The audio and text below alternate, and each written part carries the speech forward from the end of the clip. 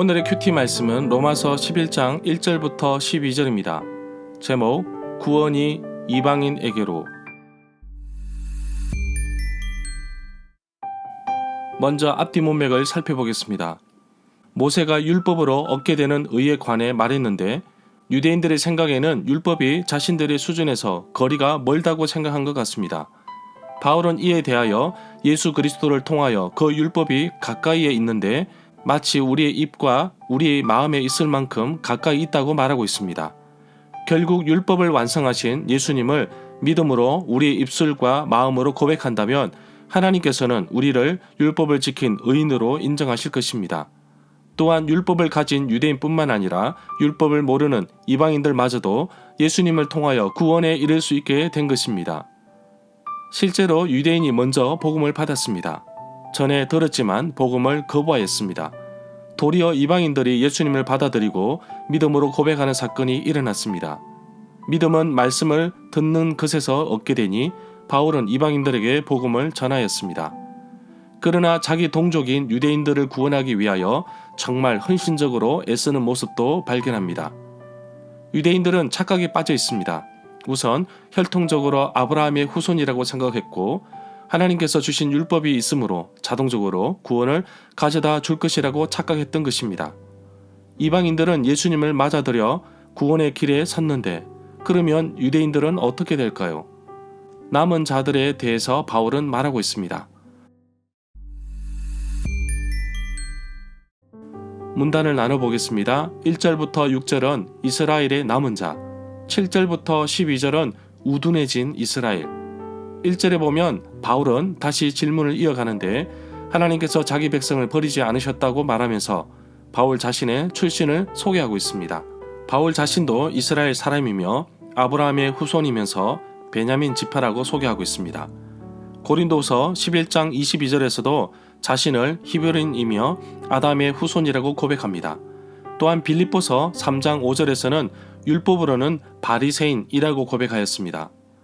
2절에 보면 하나님이 미리 아신 자기 백성을 버리지 않으셨습니다. 엘리야의 예를 들고 있는데 하나님은 동일하게 은혜로 택하심을 따라 남은 자가 있음을 말해주고 있습니다. 이 모든 것이 우리의 행위가 아닌 하나님의 은혜로 된 것이라고 고백하고 있습니다. 3절에 보면 엘리야는 자기 혼자밖에 없는데 자신의 생명을 빼앗으려 한다고 말하고 있습니다. 이 구절은 구약성경 열왕기상 19장 10절의 말씀을 인용하고 있습니다. 이 사건은 BC 9세기쯤 북이스라엘에서 있었던 사건입니다. 북이스라엘은 하나님보다 가나안 신을 숭배하였는데 대표적인 풍요의 신 바알을 섬겼습니다. 아합 왕 때에 우상 숭배가 극에 달하였는데 바로 이때 사역했던 선지자가 이사야입니다. 4절에 보면 하나님께서 엘리야에게 말씀하신 것을 보면 여호와 하나님을 위하여 바울에게 지지 아니한 무릎을 꿇지 아니한 사람이 7,000명을 남겨두었다고 하였습니다. 이 구절은 구약성경 열왕기상 19장 18절의 말씀을 인용한 것입니다. 때로는 신앙생활을 할 때, 교회에 봉사할 때, 선교의 현장에서 나 혼자라고 생각하지만 나와 같은 사람이 7,000명이나 숨겨 놓았다는 것을 우리는 인식해야 할 것입니다. 5절에 보면 그런 적 이와 같이 지금 이 시기에도 은혜로 택하심을 입은 사람들이 남아있다고 하였는데 여기에서 남은 자는 유대인 그리스도인을 가리킨다고 봅니다. 특이한 설명은 여기에서도 오직 은혜만 적용된다는 사실입니다. 그래서 엘리야 때와 동일하게 지금도 은혜로 택하심을 따라 남은 사람이 있다고 말하고 있습니다. 6절에 보면 택하심을 받아 남은 사람을 은혜로 하신 것이라면 그것은 행위에 의한 것이 아닙니다. 행위에 의한 것이라면 은혜는 더 이상 은혜가 아니라고 말합니다. 7절부터 8절에 보면 그래서 생긴 결과를 보면 이스라엘 백성은 간절히 찾고 바라던 것을 이스라엘은 얻지 못하였지만 오직 택하심을 받은 사람들이 그것을 얻었습니다. 반면 나머지 사람들은 마음이 완악해졌습니다. 성경에서도 하나님께서 그들에게 혼미한 영을 주셨는데 오늘날까지 그들은 눈이 있어도 보지 못하고 귀가 있어도 듣지 못하고 있다고 말합니다. 이 구절은 이사야 29장 10절과 신명기 29장 4절의 말씀을 인용하였습니다. 이스라엘의 불신앙은 하나님의 섭리라고 말하고 있습니다.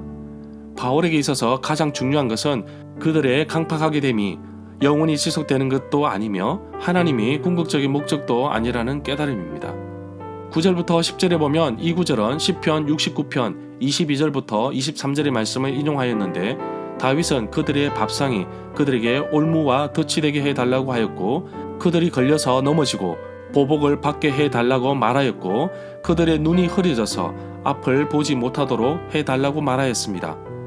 11절에 보면 바울이 질문을 이어가는데 이스라엘의 실족을 인해 이방인들에게 구원의 길이 열려졌습니다. 결국 이것 때문에 이스라엘이 자극을 받은 것입니다.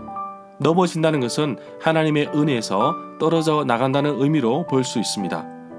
12절에 보면 이스라엘이 넘어짐이 세상에 풍성한 복을 가져다 주었고 이스라엘의 실패가 이방인들에게 풍성한 복을 가져다 주었다면 이스라엘 전체가 하나님 앞에 돌아올 때 바로 설 때 그 복이 엄청날 것이라고 합니다.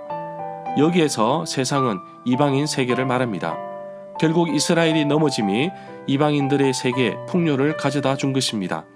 이스라엘 백성이 복음을 거부하여서 이방인에게로 퍼져갔으나 바울은 이 복음이 다시 이스라엘 민족 전체에게 받아들여지기를 바라고 있습니다.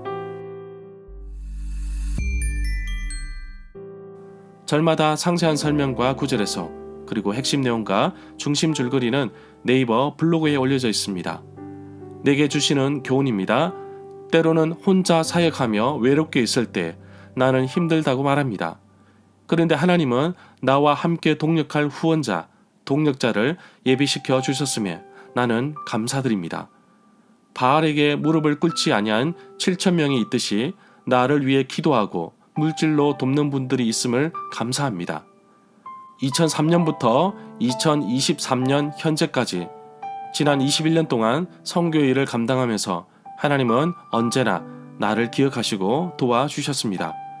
믿음의 동력자를 통해 부족함 없이 물질을 공급해 주셨습니다.